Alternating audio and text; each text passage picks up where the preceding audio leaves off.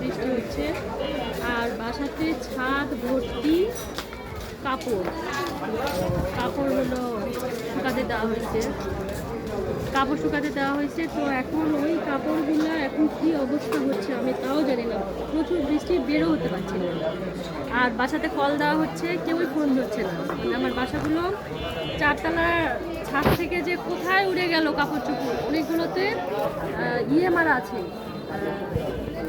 ওই যে পিন মারা আছে, তারপরেও অনেকগুলো তো নাই। এখন কী হবে আমি তাও জানতেছি না। আমার ভীষণ মন খারাপ। 27 রাত্রি, সেই জন্য তার আগেই আমি সব বাসার মানে একটা কাপড় চোপড়ও রাখিনি, সব কেচে দিয়েছি।